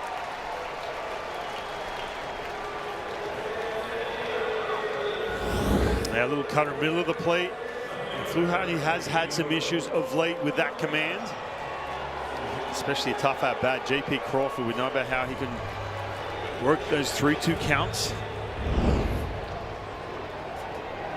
Talk about the struggles he's had against righties. Now he's got to face Randy Arozarena. That's on the outer edge for a strike. Mariners came into this game narrowly in first place. They have gained a half game for the time being. The Rangers losing today to the Tigers. Swinging a miss upstairs. Texas, who has been so good over the last month plus, they've dropped 2 in a row now. Mariners 2 games over 500, a 1-game lead currently for the top spot in the West. Trying to take 2 out of 3 to the Blue Jays after sweeping the Angels to begin this homestand. This is the last home game of the first half for the Mariners. They're off to Florida. They've got the Marlins and the Rays coming up. Meanwhile, the Blue Jays will stay on the coast and head to San Francisco after this one. And both these teams in completely different divisions in regards to what they're up against. The Mariners can struggle a little bit, lose some players via injury, and still hover around that top spot. The Blue Jays, not the case. The Yankees have broken through the Tampa Bay Rays like we see every year. Top of that division.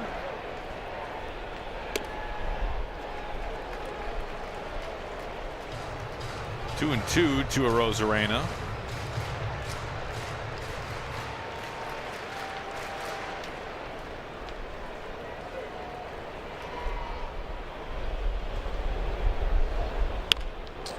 This is clanked.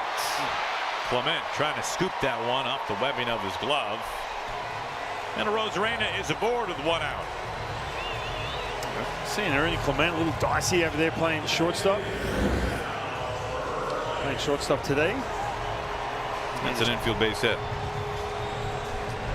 Now the Blue Jays are sitting Andres Jimenez, their normal shortstop, today because of a quad issue. So Clement, who is normally at second base, has been playing some short. Not his usual position. 1 out and 1 on. Cal Raleigh goes after the first pitch. Yeah, the Rays right now, the most wins in the American League. They're the first team to 50 wins. Top 2 teams in the AL are in the East, which is not a good thing for the Blue Jays in their slow start. Yankees are 1 win shy of 50. They lost today.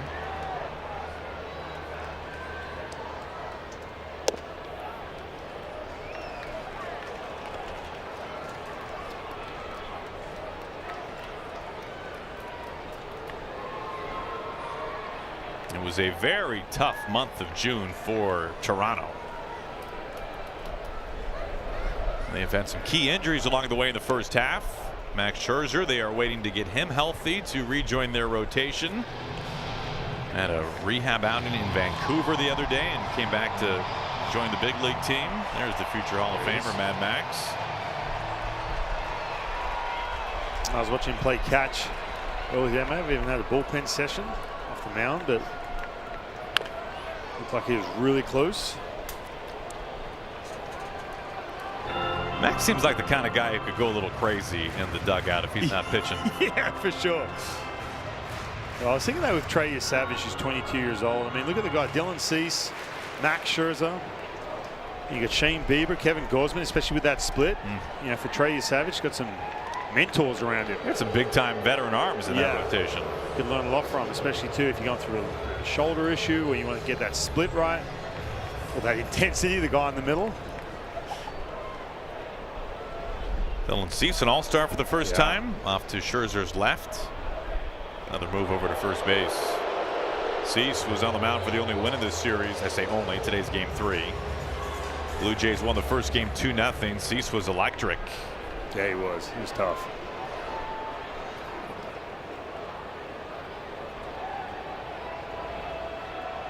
Arozarena trying to take second as this is fouled away. Now both these teams too, look, you can't, obviously if you're a draftee getting picked up by a team, you can't really choose where you go, that's for sure. But man, it is such a plus when you're a young player and you come up into, whether it be a culture or the guys around you that have done special things. The Mariners have the same thing on the other side as well. If you're a young pitcher coming into this rotation, man, what a plus that must be. Arozarena to second again. This ball is laced into right field. A head start for Arozarena into third. Cal Raleigh gets a single into right field. They've got him on the corners. I'll tell you what, Cal Raleigh's starting to swing it. You Again, pop this over the fence, but just staying with this pitch. Getting a little deeper. Driving that ball into right field. Actually spoke to Bobby Magianis at the start of this homestand and talking about him and Cal spending some time in the cage in Cleveland. Spent about an hour and a half just trying to get it right, and Cal felt like he said, man, this is one of those first sessions I've had for a while where everything feels right with what I'm trying to do and trying to accomplish. So he's slowly starting to see it as this homestand comes to an end. I mean, can we call it what it is? It's the mustache. Yeah, there we go.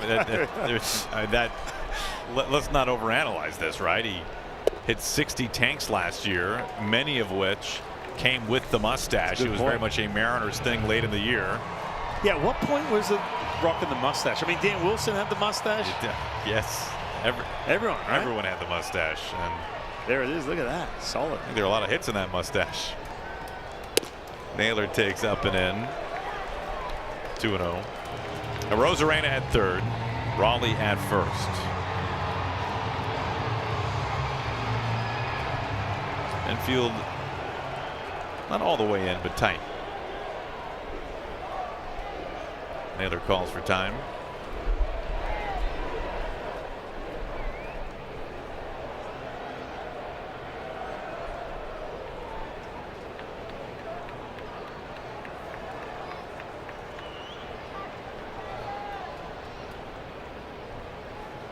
The 2-0. Oh, tough pitch. 2-0. Especially when you're facing a guy, you know, Josh Naylor studies these pitches so well. He knows Fluharty's been struggling with his command, especially land this pitch in the strike zone. It's 2-0. So you can see he's just sitting straight hit or something middle in. That ball just took a right turn.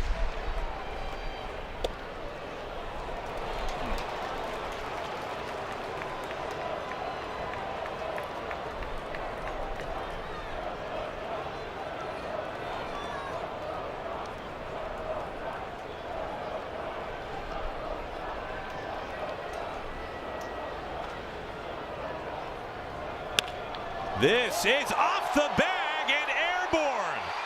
Nobody's got to play anywhere. Josh Naylor, bullseye at third base. 4-0 Seattle. We get a little bit of luck right there from the bag, that's for sure. But good piece of hit. You got a guy Fluharty. We talked about some of the commands. Then he tries to speed him up. Everything's kind of got a little bit of that cut to it, and even though he's trying to throw it straight. But look at this, just staying a little deeper. Emergency hack with 2 strikes, bouncing off that base.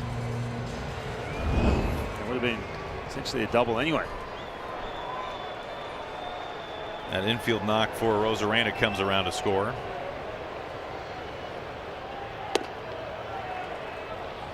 Kirk wants to challenge this. Michael Rucker is up in case the Mariners can really add on here. Munoz would be ready otherwise. No longer a save situation. This is a strike.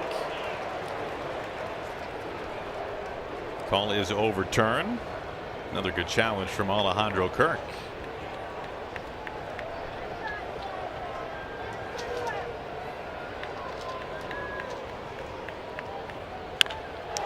Raley tags this into right field and a leaping catch. Lucas, that was really nice, and it is doubled up at second base.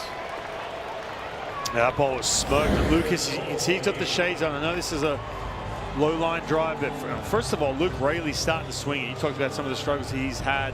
Spent some time on the IL, but just staying with it. Sometimes they can get some shadow behind that third base dugout. Well, that's a nice catch. Disappear on you. Yeah, nice catch right there from Lucas. Cal Raleigh did tag up. He's at second. Pardon me, he's at third. We'll get it all sorted out. Cole Young is at the plate. Runners on the corners.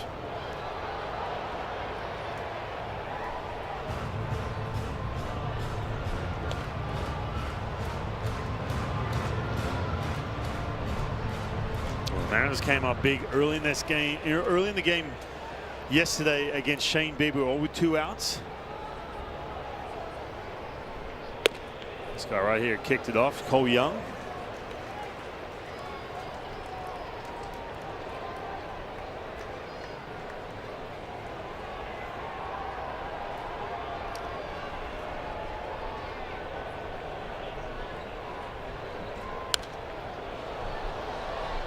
Bullpen is up for the Blue Jays. Spencer Miles, who's been excellent for them, his future role is kind of up in the air. You would think figured to pitch tomorrow for the Blue Jays. He's been kind of in this bulk role for Toronto, and that would come up tomorrow with their rotation being scheduled out as it is, but they might need him today as Fluharty's pitch count starts to really ratchet up. He's at 30 pitches here in the 8th inning. Yeah, Blue Jays don't have the off day tomorrow. They go to San Francisco, but you've seen Tyler Rogers, who's had a really good year, more of that back end guy, even down 3-0. Mentioned Miles pitching here, even with a 4-run deficit. And on the Mariners side too, look, Andres Munoz, he's been throwing for a while up there. Michael Rucker's right next to him, warming up as well. I'm curious to see what they're going to do here. It's not a safe situation.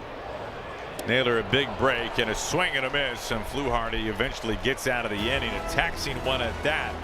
As the Mariners play a little bit of add-on, the Blue Jays find themselves down to their final 3 outs going to the 9th.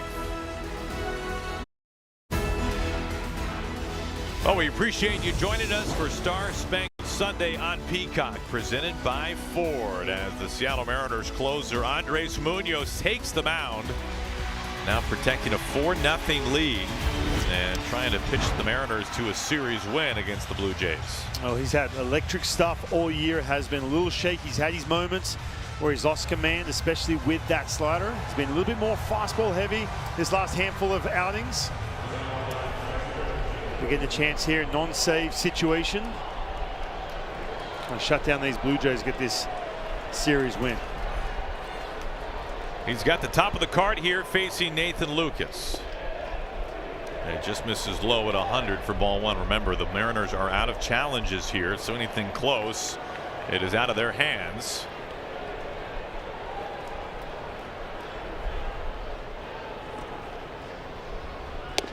Blue Jays have both of their challenges remaining. 2-0. A couple of fastballs that miss.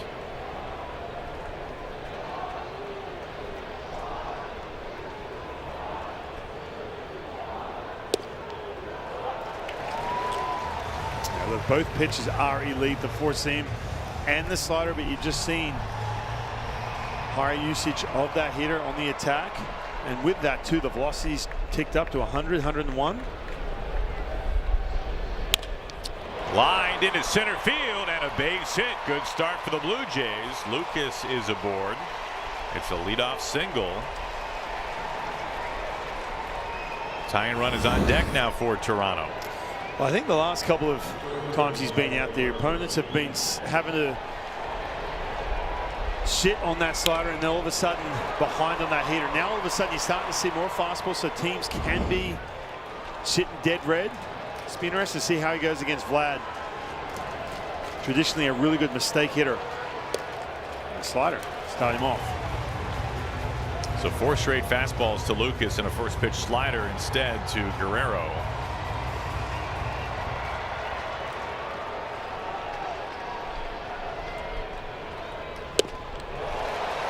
Goes right back to it to get a swing and a miss. 0-2.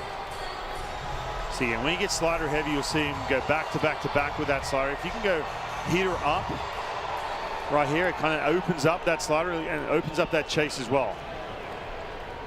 Oh, he got him fishing in the other batter's box. Andres Munoz striking out Vlad Jr. Well, he didn't need to. I mean, he threw 3 sliders in a row, and this one was by far the best and the nastiest. See Vlad, the minute he realized that pitch was taking a left turn, nothing you can do. In on the hands at 100.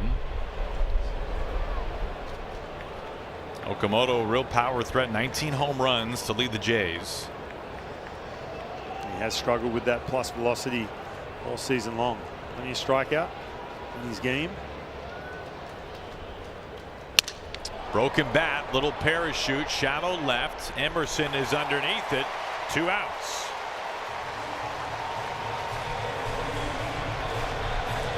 And Munoz shattering bat. We're talking triple digits.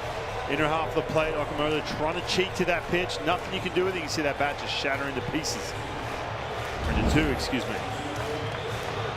This is a good sign too, Goldie, I think, for the Mariners. Look, they've had a situation where Munoz, I know it's on a safe situation, but it has had his shaky moments because a lot depends on that leadoff hitter, what they do. He's able to bounce back in this inning, start commanding those pitches. An appeal down to first base. Kirk does not go around on that 101-mile-an-hour fastball. Ball one. Munoz working with Lucas at first base, a leadoff single.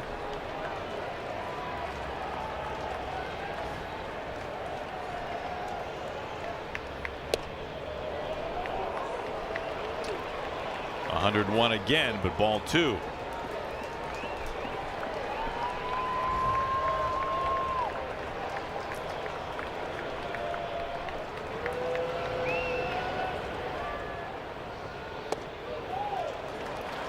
Kirk ahead 3-0. It's kind of been all or nothing for every batter, right? It's either all heaters or all sliders. And same goes with the command too. He's either dotting up exactly where you see Mitch Garver setting up, or he's missing by a lot. And he takes 101 for a strike. Blue Jays are down to their final out, trailing 4-0 in the ninth inning.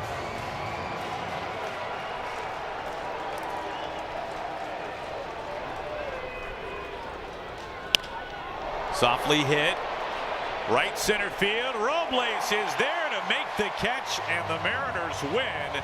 They take the series 2-1, and this Mariners pitching staff shuts out the Toronto Blue Jays for the second straight game, and the final 24 innings of this series. Remarkable stuff on the mound by the Mariners.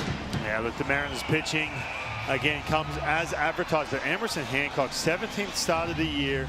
You're talking about, is this time of the year where he's starting to fade? Because he hasn't been at this place here in regards to pushing through that season. But 5 strikeouts today. He looked really good. The fastball command was elite. But I think the other big story here too, you got Cal Raleigh, Josh Naylor, the middle of this lineup. We've talked about it all year long. Can they start producing a couple RBIs? One for Josh Naylor, one for Cal, and that sac fly. And of course, Mitch Garver driving that ball into left field to get the second and third run against Trey Savage. Well, yesterday the Blue Jays had to deal with Logan Gilbert. Today it was Emerson Hancock.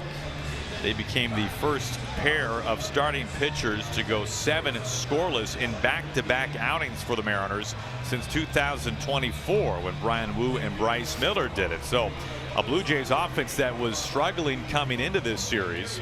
They were able to scratch out 2 runs on Friday for them to get a shutout win, and then the Mariners returned the favor the last 2 days. Back-to-back shutout victories, 11-0 yesterday, 4-0 the final today. Now, I think the Mariners really took advantage of how aggressive these Blue Jays have been, but with that, you can't just cough up hitters middle of the plate.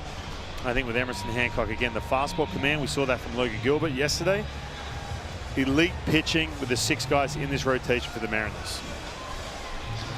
Well, the big swing in this one for the Mariners came off the bat of catcher Mitch Garver with the man on in the 4th inning.